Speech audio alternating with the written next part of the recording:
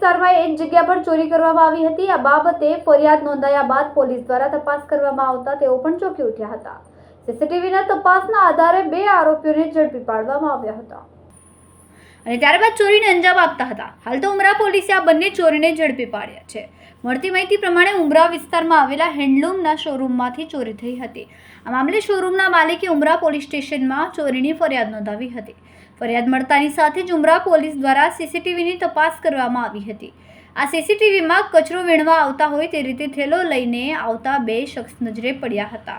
તેના પર વોચ રાખવામાં આવતા તે બંનેએ ચોરી કરી હોવાનું સામે આવ્યું હતું। આરોપીની પૂછપરછમાં મોડર્ન ઓપરેન્ડી સામે આવી છે કે પકડાયેલ આરોપીઓ કચરો લેવા માટે જતા હોય તે રીતે પોતાની સાથે પ્લાસ્ટિકનો થેલો રાખે છે। થેલાની અંદર શટર ખોલવા માટે સાધનો મૂકી રાખે છે અને જે જગ્યા પર ચોરી કરવાની હોય તે જગ્યા પર કચરો એકત્રિત કરવા લાગે છે અને મોકો જોઈને માણસોની અવરજવર ન થતી હોય ત્યારે દુકાનનું શટર ખોલીને અંદર ઘૂસીને ચોરી કરીને નાસી જાય છે।